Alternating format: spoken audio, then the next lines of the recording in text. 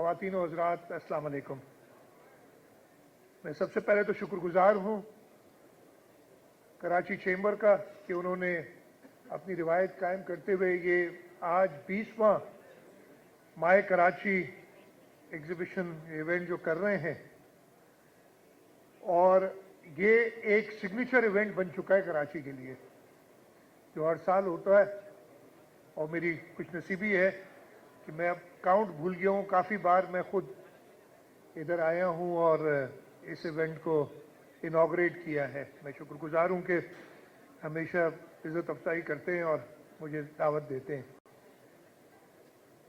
उसके साथ साथ आज का ये इवेंट थोड़ा और अहम इसलिए भी है कि इस साल हुकूमत पाकिस्तान और सूबों ने मिलके ये फैसला किया कि हम अपना यौम आज़ादी 14 अगस्त को जो आता है वो सिर्फ 14 अगस्त नहीं बल्कि 1 अगस्त से शुरू करेंगे। और ये मैं मुबारकबाद देता हूँ कराची चेंबर को कि इस हवाले से, मुझे पता नहीं और सूबों में कोई इवेंट हुआ है कि नहीं, लेकिन सूबा सिंध का उस हवाले से जो 14 दिन की सेलिब्रेशन है, ये पहला इवेंट है।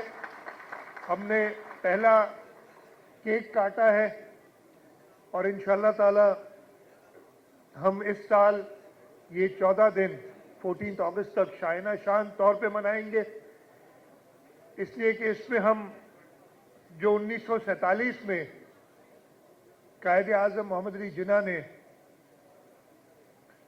एक जिद्दोजहद करके, एक पुरअमन जिद्दोजहद करके हमारा मुल्क हासिल किया था,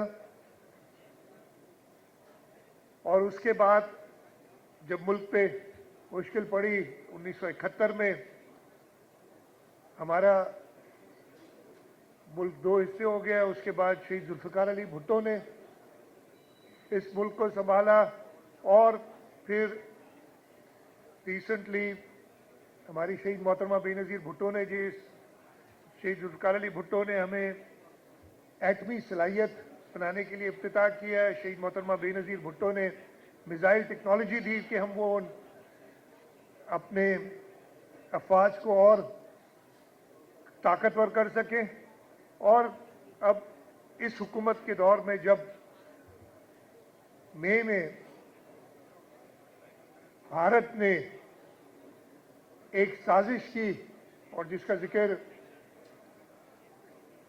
किया जुबैर मोतीवाला साहब ने भी, उसको भरपूर जवाब दिया, तो हम इस साल ये यौम आज़ादी के 14 दिन मार्का हक को याद करते हुए मना रहे हैं। उन 3-4 दिनों में हमारी कौम ने साबित किया कि जब मुल्क पे कोई मैली नज़र से देखता है तो हम सब मुत्तहद होते हैं। और मैं हर एक को, हर सियासी जमात को, हर कम्युनिटी को, बिजनेस सेक्टर, पूरे मुल्क में, नाम मैं लेना शुरू करूंगा तो मुझसे कोई रह जाएगा, लेकिन पूरी कौम मुत्तहद होके, ना उन्होंने ज़बान की तफरीक देखी, ना मज़हब की तफरीक देखी, ना पेशे की तफरीक देखी, ना उम्र, ना जेंडर की कोई तफरीक थी, सब इकट्ठे थे। और इसी वजह से हमें भरपूर कामयाबी हुई। तो इस कामयाबी पे एक बार फिर, इसलिए कि हम यौम आज़ादी आज से मना रहे हैं, मैं सबको मुबारकबाद देता हूँ। ये माय कराची इवेंट, जैसे मैंने कहा, मैं कई बार खुद यहाँ आ चुका हूँ, एक सिग्नेचर इवेंट बन चुका है कराची के लिए। और इस साल जैसे बताया गया कि कई और ममालिक भी पार्टिसिपेट कर रहे हैं आपकी एग्जीबिशन में। ये बहुत ही खुशाइन बात है। और इंशाअल्लाह ताला जो कराची का पोटेंशियल है, जो कराची में जान है, वो सारी इस माय कराची इवेंट से उभर के सामने आती है, जिसमें चेंबर, कराची चेंबर वाले मुबारकबाद के मुस्तहिक हैं इस इवेंट को कराने के लिए। ये इवेंट जैसे बताया 2004 में शुरू हुआ, जब कराची के हालात बहुत ज़्यादा ख़राब थे। 2004 से लेके आपको दिन याद होगा, यहाँ पे कराची के अंदर, पूरे पाकिस्तान में, और उस वक्त कराची सेंटर था टेररिज्म का, अनफॉर्चुनेटली। उस वक्त कराची चैम्बर ने ये प्रोग्राम शुरू किया और मैं अगर सिराज कासिम तेली साहब को याद ना करूं तो बिल्कुल मुनासिब नहीं होगा, इसलिए कि वो इस इवेंट की कराची चैम्बर की, बिजनेसमैन ग्रुप की और कराची के लोगों की सही नुमाइंदगी करते थे। अल्लाह ताला ने चंद साल पहले उन्हें हमसे ले लिया, लेकिन जो चैम्बर को ये मुबारकबाद देता हूं कि उनकी की हुई एक काविश जो थी उसको उन्होंने जारी रखा है। इस इवेंट में इंशाअल्लाह ताला हुकूमत सिंध पहले भी सपोर्ट करती रही है और हम चाहेंगे कि इसको और वसी किया जाए। कुछ बातें मेरी अभी जावेद बिलवानी साहब से, जुबैर मोतीवाला साहब से हुई हैं कि हम अगले दफ़े इसको और बेहतर कैसे कर सकते हैं और इंशाअल्लाह ताला हुकूमत सिंध अपना पार्ट प्ले करेगी। दो तीन चीज़ें जो जावेद भाई ने भी बात की, मैं भी जिक्र करना चाहूँगा। मैंने अभी जिक्र किया था 2004, मैं कराची शहर में पैदा हुआ हूँ। मैंने बहुत टाइम देखा है कराची शहर में और आप लोग सब भी जो मेरे हम उम्र हैं उन्होंने वो टाइम भी 80s का देखा होगा, 90s का देखा होगा, जब कराची शहर में दसों बीसों की तादाद से रोजाना टेररिज्म के हवाले से लोग अपनी जान गंवाते थे। आपने वो टाइम भी देखा होगा कराची में जब बिजनेस कम्युनिटी, और मुझे मरहूम सिराज कासिम तेली साहब ने कई बार इस चीज का जिक्र किया, जब आप लोगों से भत्ते लेके एक ऑर्गेनाइज्ड भत्ता सिस्टम था, मतलब उसमें आप लोग शायद बुरा भी नहीं मानते थे, वो भत्ते दिया करते थे। अल्लाह ताला का शुक्र है ये वो टाइम था कि मैं 2013-14 तक की बात बता रहा हूं, जब कराची दुनिया का छठा सबसे डेंजरस सिटी था। अल्लाह ताला का शुक्र है इस वक्त मैं ये नहीं कह रहा कि अमन व अमान है, मैं जो बात कहता हूं ना तो वो फिर एकदम मीडिया वाले उसको उठा लेते, लेकिन क्या है कि हमारी मेमोरीज बहुत शॉर्ट होती हैं, हम भूल जाते हैं। वो जमाना भी था जब आपको प्रोटेक्शन के लिए वो भत्ता देना पड़ता था, लेकिन अब अल्लाह ताला का शुक्र है कि ऐसा कुछ नहीं है। हाँ, एक 20-25 मिलियन की आबादी के शहर में क्राइम या लॉ एंड ऑर्डर थोड़ा बहुत खराब हो सकता है, लेकिन उसके अंदर भी हुकूमत सिंध ने पूरी कोशिश की और इस वक्त मैं ये कहूँगा कि ऑप्टिमम तो नहीं है, लेकिन पहले से अमन व अमान की सिचुएशन बहुत बेहतर है। स्ट्रीट क्राइम का एक बीच में दौर आया था, उसको भी कई हद तक मैं ये नहीं इसलिए कि वो मैं ये बात कहूँगा आज की 2-3 खबरें उठा के दे देंगे जी फलाने से मोबाइल फ़ोन छीन गए, यहाँ से मोटरसाइकिल छीन गई, यहाँ से गाड़ी छीन गई, तो ये चीज़ें इतने बड़े शहर में मैं अगेन होनी नहीं चाहिए, जस्टिफाई नहीं कर रहा हूँ, लेकिन पहले से बहुत बेहतर हालात हैं। इंफ्रास्ट्रक्चर, यस, जो इस शहर का पोटेंशियल उस हिसाब से इसका इंफ्रास्ट्रक्चर नहीं बना, नहीं है।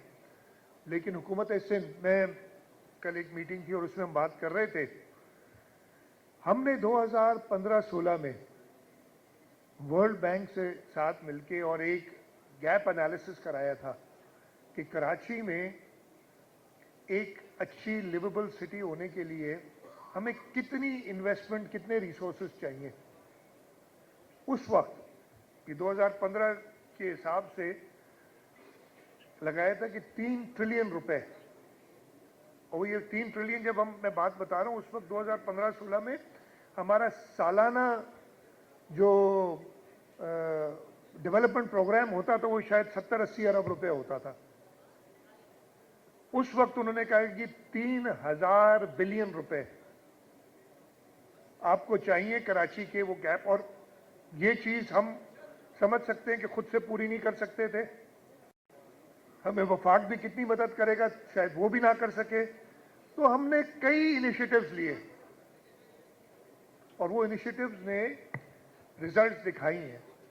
वो इनिशिएटिव्स हमने अपनी एडीपी के अंदर स्कीम्स दी, हमने एक मेगा स्कीम्स का प्रोजेक्ट शुरू किया जिसमें हम जो स्कीम्स हैं वो उसी साल ख़त्म करते थे, अब अगर आप देखें शारा फैसल पे अंडरपास, आपका ये आगे शारा फैसल पे आगे जो दूसरी ब्रिज थी, नाम मेरे जहन से निकल रहा है इस वक्त, वो बनाना। शारा फैसल को 1970 की दिहाई के बाद पहली बार एक 4 लेन करना। यहाँ पे काफ़ी दोस्त पुराने तारिक रोड और PCHS इस इलाके के रहने वाले हैं, उस सब को अपग्रेड करना, ओल्ड सिटी एरियाज को अपग्रेड करना, ये सब पिछले 5-6 सालों में हमने किया। Major infrastructure investment, underpasses, Hub dam road, मैं गिनना शुरू होऊंगा तो बहुत लंबी हो जाएगी बात। ये तो फिर हमने क्या किया, हमने इंटरनेशनल एजेंसी से बात करनी शुरू की, और इंटरनेशनल एजेंसी से बात करने के बाद हमने कराची में जो गैप्स हैं, अगेन वर्ल्ड बैंक के साथ मिलके हमने कराची नेबरहुड इंप्रूवमेंट प्रोजेक्ट पहले शुरू किया, फिर एक livable city of Karachi click के नाम से प्रोग्राम शुरू किया। हमने BRTs के लिए येलो लाइन और रेड लाइन, ये दोनों जो काफी अरसे से चल रही है, लेकिन अब अल्हम्दुलिल्लाह इनका काम बड़ा तेजी से चल रहा है आगे। हमने वेस्ट मैनेजमेंट बोर्ड बना के कचरा उठाने के लिए बेहतरी लाने की कोशिश की और काफी हद तक कामयाब हुए। इंटरनेशनल एजेंसीज के साथ मिलके, उससे पहले हमने जब देखा कि वो BRTs में टाइम लग रहा है, तो हम पीपल्स बस सर्विस शुरू की कराची के अंदर। हम पहली हुकूमत थे जिन्होंने EV बसेस लाए कराची में। ये सारी इंटरवेंशन पिछले 8-10 साल, जब से ये थोड़ी लॉ एंड ऑर्डर, इसलिए कि पहले तो लॉ एंड ऑर्डर के ऊपर वही अगर रोजाना 10-15 डेथ्स हो रही है टेररिज्म की, तो आदमी कुछ और नहीं सोच सकता। लेकिन जब से वो लॉ एंड ऑर्डर की सिचुएशन बेहतर हुई है, हमें खुशी है कि हम इन सारी चीज़ों पे फोकस कर सकें और कराची को एक बेहतर शहर बना सकें। सिर्फ इस साल हम वो प्रोजेक्ट्स, मैंने उन प्रोजेक्ट्स से जिक्र किया था जो हम 1 साल में कंप्लीट करते हैं पूरी एलोकेशन देके। और हुआ ये कि मैंने जब बजट पेश किया तो वो 12 अरब रुपए का जिक्र किया कि 12 अरब रुपए की स्कीमें जो इसी साल कंप्लीट होंगी, तो अगले दिन मेरे मीडिया के दोस्तों ने लगाया कि कराची के लिए सिर्फ 12 अरब की स्कीम है, जबकि फिर उनको गिन के बताया गया कि वो 300 अरब के करीब की स्कीमें कराची में इस साल होनी। ये 12 अरब की वो स्कीम है जो हमने प्रोविंशियल ADP से 1 साल में, वो पूरी प्रोविंशियल ADP नहीं, कंप्लीट करने के लिए दी। और अब मैं उनका भी जिक्र, मेरे ख्याल बहुत लंबी हो जाएगी तकरीर अगर एक एक का जिक्र करूंगा। तो ये इंटरवेंशन हमने की। पानी के ऊपर खास तौर पे बात की।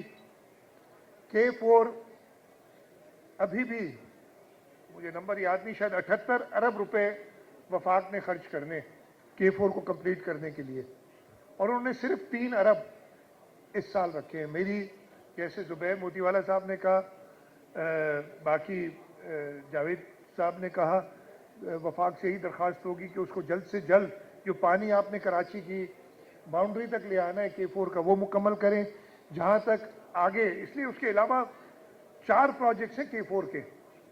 सबसे पहला प्रोजेक्ट है, हमने कैपेसिटी बढ़ानी है KB फीडर की ताकि वो पानी ले जा सके, तो उसके हम लाइन कर रहे हैं।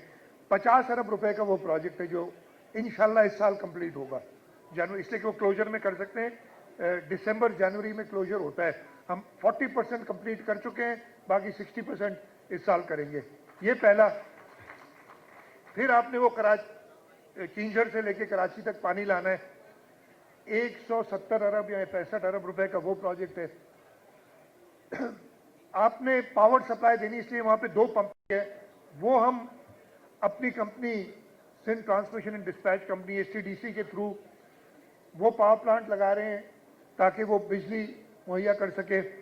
चौथा ऑगमेंटेशन का प्रोजेक्ट है, जो शहर के अंदर आपने अपना नेटवर्क बढ़ाना है, और तकरीबन 80 अरब रुपए का वो प्रोजेक्ट है, और उसकी पूरी फाइनेंसिंग अरेंज की हुई है। वो इस वक्त प्रोक्योरमेंट के फाइनल स्टेजेस में है। और हमने यही कोशिश की है कि हम, इसलिए कि उसमें 4 सेक्शन है, तो एक सेक्शन हमारी पूरी कोशिश रहेगी कि अगले 7 से 8 महीने में हम कंप्लीट करें। लेकिन हम सिर्फ K4 पर डिपेंड नहीं कर रहे, हमने हब से जो पानी हमें मिलता है कराची में 100 मिलियन गैलन मिलना चाहिए, लेकिन हमारा अपना नेटवर्क जो 1970 और 80 में वफाक ने बनाया था और उसको मेंटेन नहीं किया, फिर जो कनाल था अब वो 40-45 एमजीडी से पानी ज़्यादा नहीं उठा सकता है। हमने एक नया कनाल 100 एमजीडी का, वो इंशाल्लाह, मुझे मेयर का जिक्र किया था, मेयर ने वादा किया है कि 14 अगस्त को उसका इफ्तिताह कराएगा। तो 100 एमजीडी पानी यानी 40 मिलता था, 60 एक्स्ट्रा इंशाल्लाह 14 अगस्त के बाद हमें मिलेगा। लेकिन वहाँ हमने ख़त्म नहीं किया, हमारा जो पूरा वो स्कीम है, कॉन्ट्रैक्ट है, हम वो 100 एमजीडी तो नया कनाल है और पुराना जो 100 एमजीडी का कनाल था उसको भी रिहेबिलिटेट कर रहे, 100 पे लाते हैं, तो टोटल 200 एमजीडी पानी यानी 140 या 160 एमजीडी पानी एक्स्ट्रा कराची को इंशाल्लाह वो साल के एंड तक हमने ख़त्म करना है। उसके अलावा एक और प्रोजेक्ट है, डमलोटी से हम पानी ला रहे हैं ताकि हम साउथ के एरिया में वो पानी दे सकें और वहाँ से पानी जो बचेगा वो और एरियाज में डाइवर्ट करेंगे। तो ये इस साल के आखिर तक कम से कम 150 एमजीडी पानी एडिशनल कराची को मिल सकेगा। वफाक से हमने कहा है कि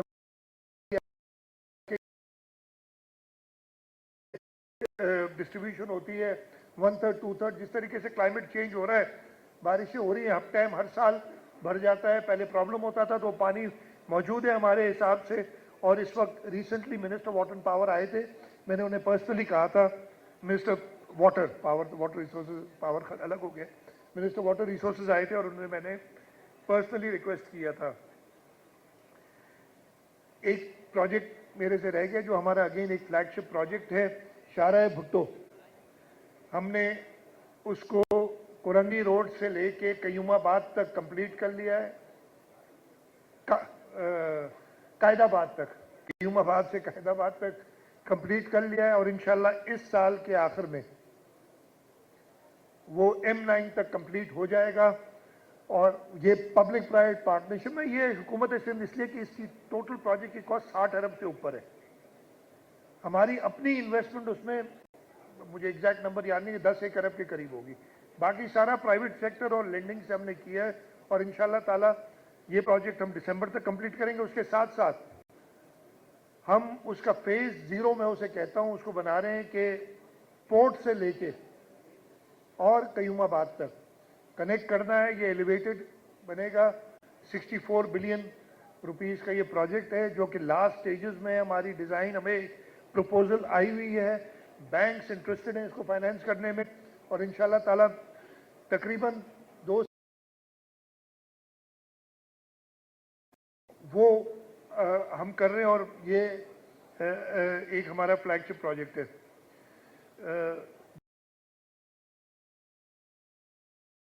मैंने भी जाना है और थोड़ा सा राउंड भी लगाना है। 2 चीज़ें, गैस सबने जिक्र किया, सिंध 70% मेरी लड़ाइयाँ भी हुई हैं। जब मैं मिनिस्टर एनर्जी हुआ करता था, एक इवेंट पे मैं आया था, मुझे अच्छी तरह याद है, वो गैस सप्लायर्स ने फेडरल गवर्नमेंट के लिए किया था। मैंने कहा भाई किसके लिए कर रहे हो जो हमें खुद गैस नहीं, और मैं अभी भी कायम हूँ कि जो हमारा हिस्सा है जायज़ वो हमें नहीं मिलता है। और मैं बिजनेस कम्युनिटी का शुक्रगुजार हूँ कि वो हर जगह ये बात रेज करते हैं और ये अभी भी पिछले 7-8 साल से CCI में, काउंसिल ऑफ कॉमन इंटरेस्ट में आगे पीछे हो रहा है। अभी तो 1.25 साल हो गया CCI की एक मीटिंग सिर्फ हुई है। कानून के मुताबिक, आइन के मुताबिक हर 3 महीने में मीटिंग होनी है। ये भी मैं अर्ज करूँगा कि बिजनेस कम्युनिटी, सिंध के लोगों का जो एक डिमांड है कि हम अपने जायज़ हिस्से की गैस से, हमें आईनी हक है, आर्टिकल 158 कहता है कि जिस सूबे में गैस पैदा होती है पहला हक उस सूबे के लोगों का है, वो हमें मिलनी चाहिए। आखिरी चीज़ जो कि आपने जिक्र नहीं किया किसी ने, लेकिन मैं जिक्र करना मुनासिब समझता हूँ, इस साल बजट के अंदर फेडरल गवर्नमेंट ने काफ़ी FBR को एक ड्रैकोनियन पावर्स दिए थे और पाकिस्तान पीपल्स पार्टी ने उस पर काफ़ी रेजिस्ट किया। हमारे नेशनल असेंबली के अंदर चेयरमैन बिलावल भुट्टो जरदारी ने, और कुछ डाइल्यूट किया उनको। ठीक है, आप टैक्स लें, जायज़ टैक्स लें, हमारा फ़र्ज़ है, चाहे मैं सैलरीड क्लास का हूँ, चाहे मैं एग्रीकल्चरिस्ट हूँ, चाहे मैं बिजनेस कम्युनिटी से हूँ, कमर्शियल एक्टिविटी करता हूँ, सब ने टैक्स देना है। लेकिन मैंने उनकी देखी हैं जो जिस तरीके से वो हरास करते हैं लोगों को, तो फेडरल गवर्नमेंट से यही है कि जी you have to have a friendly tax collecting system, otherwise you will not be able to collect taxes. और उसके साथ साथ एक और चीज भी करूंगा, जो इदारा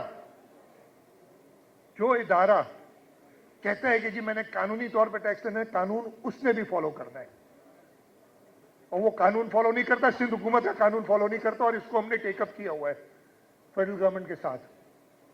मतलब अगर आप अपनी गाड़ियां रजिस्टर नहीं कराएंगे और खुद टैक्स नहीं देंगे, अगर मैं टैक्स नहीं देता तो मुझे कोई हक नहीं पहुंचता मैं किसी और पे उंगली उठाऊं। तो ये चीज मैं इस इवेंट के हवाले से भी सामने लाना चाह रहा था।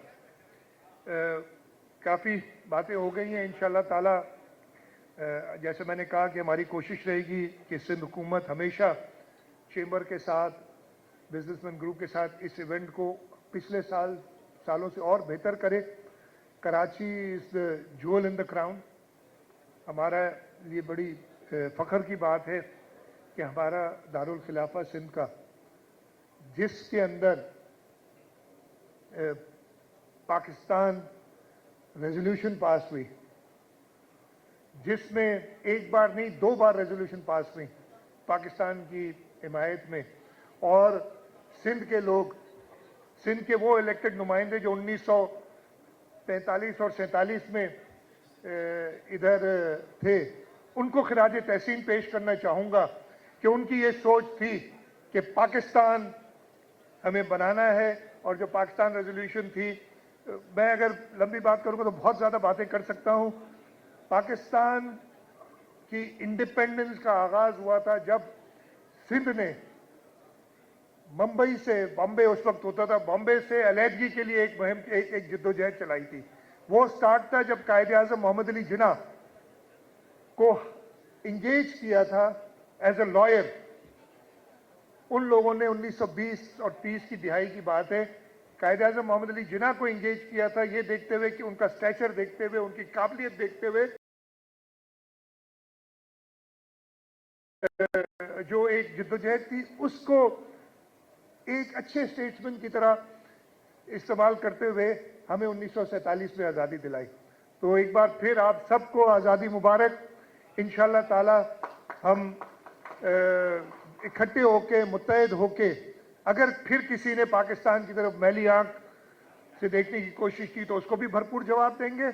और जो इकॉनमी में एक बेहतरी आ रही है, आप देख रहे हैं रोजाना एक अच्छी खबर आती है, उसके लिए भी मतलब मैं खराज तहसीन इस बात पे जरूर पेश करना चाहूँगा प्राइम मिनिस्टर साहब को, वफाकी हुकूमत को, सदर साहब को, कि इस मुश्किल दौर में हमारे relationship, except for obviously eastern neighbours, apart from that पूरी दुनिया से इस वक्त हमारे, जो एक ज़माना था जो हमसे कोई बात करने के लिए तैयार नहीं था, अब हमारी रिलेशनशिप ऐसी हो गई है कि हर एक हमसे ट्रेड करने के लिए तैयार है।